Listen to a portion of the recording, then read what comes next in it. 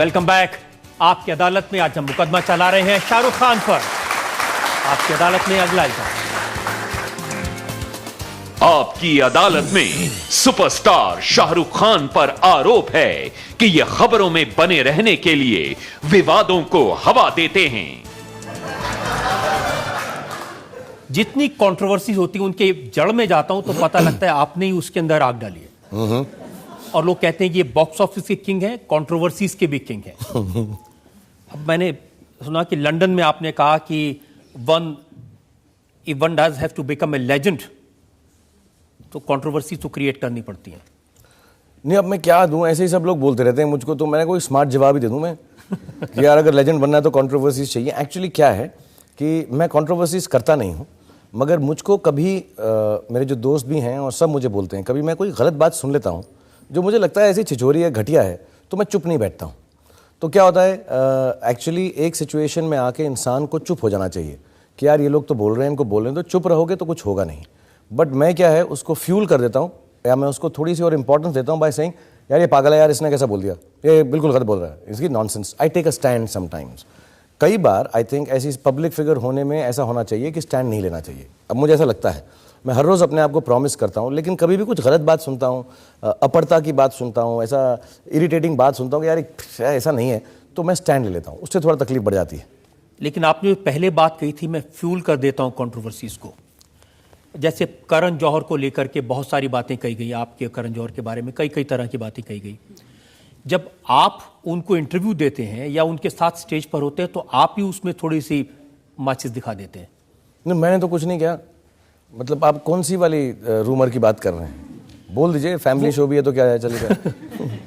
वो रूमर जिसके बारे में कहते हैं इन दोनों के बीच में कोई रिलेशन है और आप खुद स्टेज पर जाकर इस तरह की बातें करते हैं या इस तरह के मजाक करते हैं। हाँ, तो मतलब अगर कोई चीज़ जब सच नहीं होती, जैसे मैं आपको बोलूँ, सॉरी मैं ऐसा फिजिकल जोक नहीं कर रहा हूँ, लेकिन अगर किसी का वेट कम है, कोई जो है पतले हैं, तो उनके ऊपर मैं कोई पतले होने का जोक नहीं कसूँगा क्योंकि उनको दुख हो सकता है। लेकिन अगर कोई पतले नहीं हैं या नाटे नहीं हैं या लंबे नहीं हैं ज़्यादा, या जैसा भी एक जो फन एक लेवल बनाया जाता है, अगर मैं उस आदमी पर वो जोक कसूँ तो उसको फ़र्क नहीं पड़ेगा।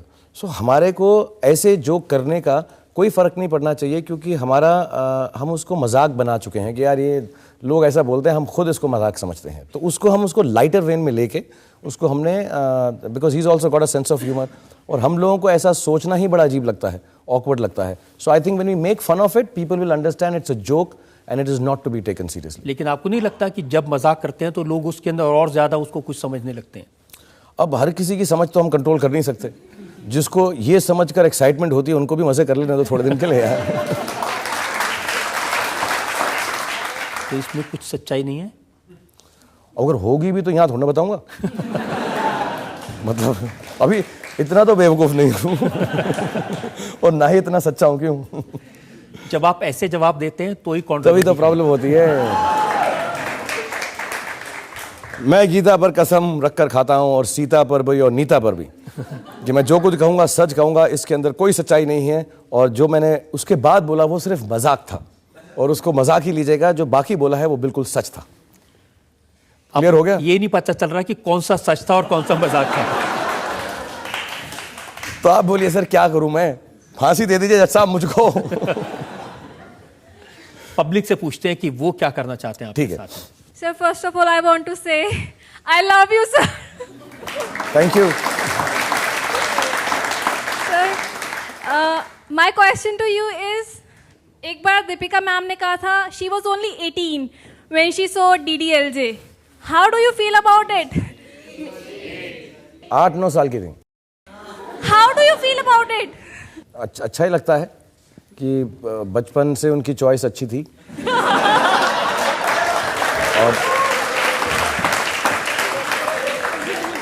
और किस्मत देखो उनकी, बड़ी होके मेरे साथ काम भी कर रही हैं। तो बहुत कम को ऐसी लक मिलती है। I have my sister with me. She want to say something. Please say it. Sir, I have no particular question to ask. I just want you to say just one line for me, be it bad or good, anything, please. Okay. क्या नाम है आपका?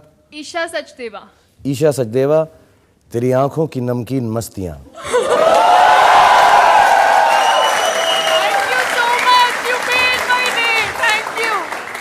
आपने सारे genre के picture किए सिर्फ horror को छोड़ के, क्या आपका कभी हॉरर में इंटरेस्ट होगा या कोई आपको प्रोजेक्ट करेंगे जो हॉरर हो?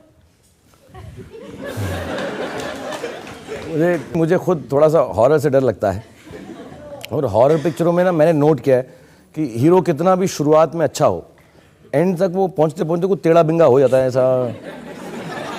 मेरे को यार ये मुझे ऐसा लगता है कि जब तक मैं सुलझा रहा हूँ तब रहूँ। मैंने कभी हॉरर फिल्म खुद एंजॉय नहीं की है। वो ना ऐसा कुछ होता नहीं है उसमें, बस खड़े खड़े एकदम आता है, ऐसा चुपचाप से दरवाज़ा खुल जाए ठाक करके, ऐसा वो कुछ होता है नहीं, ऐसा वो सिर विर घूमता रहता है। तो मैंने आज तक सोचा नहीं, और हिंदी फिल्म में इतनी बनती नहीं है हॉरर। अभी मैंने कुछ एक देखी थी, कोई आई थी डायन ऐसा कुछ करके, तो यार मैं तो खुद ही डर जाता हूँ। मेरी बेटी दिखाती रहती है मुझको, लेकिन मैं उसके साथ रज़ाई में बैठ के छुप के देखता हूँ, तो मुझे लगता है कि मैं देख नहीं सकता तो काम कैसे करूँगा। सो आई डोंट थिंक मैं कोई हॉरर फिल्म के अंदर काम करूँगा। बट अब तुम कह रही हो तो मैं ध्यान में ज़रूर रखूँगा कि प्रदीप्ति ने बोला है हॉरर पिक्चर करो, तो मैं सोच के रखूँगा अगर चांस मिला तो। Thank you sir. और कुछ ऐसी पिक्चरें हैं मैंने इतनी बुनी बुराई हैं, वो हॉरर होती नहीं है लेकिन लगती काफ़ी हॉररफुल हैं वो। शाहरुख सर कॉन्ग्रेचुलेशन, हमें पता लगा कि आपके घर में न्यू बॉर्न बेबी आया है। आपको नहीं, पूरे देश को पता चल गया। BBC तक खबर पहुंच गई। सर आपने अपने बेबी का नाम अब्राम रखा है। सर मुझे जानना है कि अब्राम का मीनिंग क्या है, और भी आपने बताया कि अपनी बच्ची के साथ आप बैठ करके टाइम स्पेंड किया। क्या आप जो आपके घर में न्यू बॉर्न बेबी आया है, क्या आप उसके साथ भी टाइम स्पेंड करते हैं? पहले तो बताओ, हज़रत इब्राहिम हमारे फर्स्ट प्रॉफिट माने जाते हैं इस्लाम में, और उनका नाम इब्राहिम है अरबिक में, और इब्राहिम है in the Bible I think, and it is Abram in Jewish connotation. नाम एक ही है, और मुझे ऐसा लगा क्योंकि मेरी वाइफ हिंदू हैं और मैं मुस्लिम हूँ, और हमने हमारे बच्चों को हमारे घर के अंदर जो बड़ा एक सेक्युलर सा फीलिंग है। कई लोगों को ये बात पसंद नहीं आती है, समझ नहीं आती है, कंट्रोवर्सी भी हो जाती है, बट मुझे ऐसा लगता है कि हमारे घर में हमारे देश जैसा सेक्युलरिज्म है। सो जब अब्राम है विच मीन्स हज़रत इब्राहिम का एक कॉनोटेशन, और राम की अब्राम है, so I think that's a Hindu connotation. So I found it very lyrical. थोड़ा सा मैं नाम जो रखता हूँ अपने बच्चों के, मैंने जब भी रखा है बैकग्राउंड म्यूज़िक के साथ दिमाग में रखा है। तो मुझे ऐसा लगता है कि जो आर्यन है वो कोई एक डिनर जगह पे बैठा हुआ है बड़ी खूबसूरत लड़की के साथ। ये मैंने तब सोचा था जब वो 1.5 दिन का था और वो मोटरसाइकिल पे आया लेदर की जैकेट पहन के, और वो लकड़ी की प्लेट में से कुछ खा रहा है, और एक बड़ी खूबसूरत लड़की उससे पूछती है कि हाय तुम्हारा नाम क्या है, तो वो बोलता है आर्यन, और पीछे से म्यूजिक आता है डुडुम चचक डुडुम चचक डुडुम चचक डुडुम। तो मैंने ये नाम भी ऐसे ही सोचा है कि जब वो बोलेगा किसको, अभी मैंने सोचा नहीं वो लड़की से मिलेगा कि नहीं, लेकिन अब्राम का एक म्यूजिक है, अब्राम डुडुम टुम टुम डुडुम टुम टुम, थोड़ा लगता है बैकग्राउंड अच्छा है उसमें। एंड मैं अभी उसके साथ अनफॉर्चुनेटली वक्त नहीं गुजार सकता। वो प्रीमेच्योर पैदा हुआ, जिसकी वजह से लोगों ने समझा नहीं और ये सेक्स डिटर्मिनेशन वगैरह की नॉनसेंस बातें शुरू की। लेकिन अभी उसकी तबीयत थोड़ी नासाज है, तो उसको लोगों से मिलना ज़रूरी, मतलब ऐसा है कि ज़्यादा मिल नहीं सकते उससे इन्फेक्शन के लिए। सो अभी वो थोड़ा सा क्या कहते हैं उसको, प्रोटेक्टेड सी जगह में है, और माशाल्लाह अभी 1.5 महीने में उसकी हर रोज़ जो है तबीयत बेहतर हो रही, और वो महीने के अंदर डॉक्टर्स कहते हैं कि बिल्कुल ठीक हो जाएगा, दुरुस्त हो जाएगा, और फिर इंशाल्लाह मैं उसके साथ वक्त गुजारूंगा। लेकिन अभी थोड़ा सा घर में एटमॉस्फेयर खुशी का आता जा रहा है क्योंकि वो ठीक होता जा रहा है। But he was very small and premature, and it was little sad time for us, but hopefully he will be all right soon. आप दुआ कीजिएगा, और थैंक यू।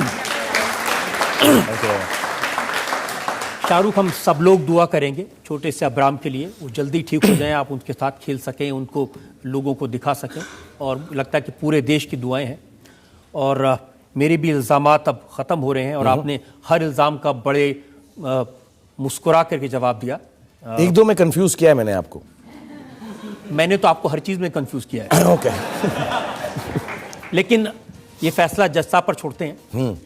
हम एक ब्रेक के रुकेंगे, और ब्रेक के बाद सुनेंगे आपकी अदालत में आज के जज का फैसला शाहरुख खान के मुकदमे।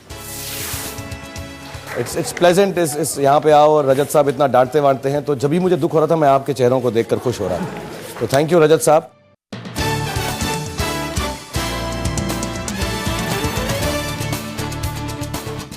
Welcome back. आज हमने मुकदमा चलाया सुपरस्टार शाहरुख खान पर। हमने शाहरुख से पूछा उनके कंट्रोवर्सी के बारे में, उनकी निजी जिंदगी के बारे में, हमने उनसे पूछा उनकी फिल्मों के बारे में। शाहरुख खान ने हर सवाल का बेबाकी से जवाब दिया।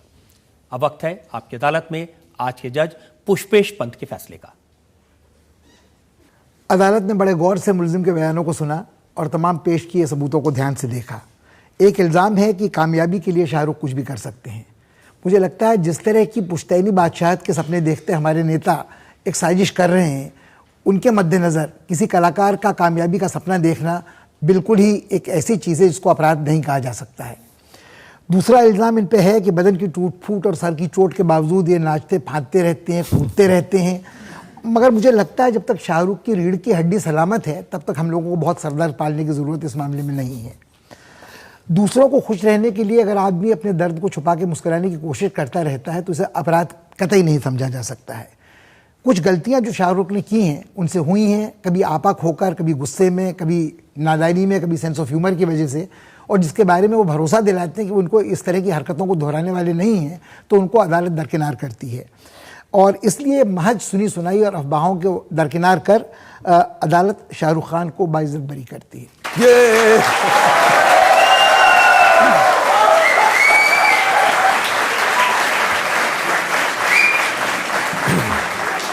कुछ कहना चाहते हैं आप इस फैसले पर? नहीं जज साहब, बहुत बहुत धन्यवाद and thank you very much कि आपने मुझे बाइज्जत बरी कर दिया। कर लाए गए थे। हाँ नहीं, मेरे को तो बहुत बड़ी वारंट आए लेकिन मैं भागता रहा, लेकिन अब मैं आया हूँ अपनी सफाइयाँ लेकर। So thank you very much, thank you young ladies. मुझे मालूम नहीं आप यहाँ पर क्या कर रही हैं, लेकिन बड़ा खूबसूरत लग रहा है। बहुत अच्छा लग रहा है। It's pleasant. इस यहाँ पे आओ और रजत साहब इतना डांटते वांटते हैं, तो जब भी मुझे दुख हो रहा था मैं आपके चेहरों को देखकर खुश हो रहा था। तो थैंक यू रजत साहब एंड ऑडियंस। मैं बैठ जाऊँ? It's okay? हाँ बिल्कुल। हाँ, मैं मालूम नहीं कुछ कंट्रोवर्सी हो जाए, जज साहब के सामने बैठ जाऊँ तो मैं थोड़ा सा ऐसा हिल सा गया हूँ आजकल, डर जाता हूँ, हर चीज़ पूछ के करता हूँ, फूक फूक के पग धरता हूँ मैं अब। तो मैं आप लोगों का बहुत बहुत धन्यवाद करना चाहता हूँ फर्स्ट कि इतनी देर तक इतनी पेशेंस के साथ आप यहाँ पर अदालत में बैठे रहे, और सिर्फ यही उम्मीद करता हूँ कि जो भी मैं करा है मैंने सच्चे दिल से किया है, आप लोगों को खुश करने के लिए किया है।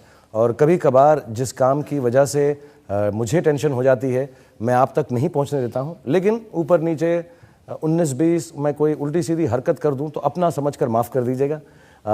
फिल्में मैं वैसी ही बनाऊंगा जो सारी फैमिली को अच्छी लगें, जो आपको खुशी पहुंचाती रहें, और जहां पर भी आपको लगेगा कि मैंने कुछ गलत काम किया है तो मैंने रजत साहब को कह दिया मुझे यहाँ पे बुलाएं और जेल में डाल दें। और सिर्फ अदालत से एक ही दरख्वास्त है मेरी कि जब जेल में बुलाएं तो सामने वाली जेल में इन दोनों लेडीज़ को रख दीजिएगा कि थोड़ी बहुत मुझे अच्छाई मिलती रहे। But thank you very much from the bottom of my heart. It is the most beautiful feeling to come and meet people who love you so much. Thank you very much. God bless you all. Thank you.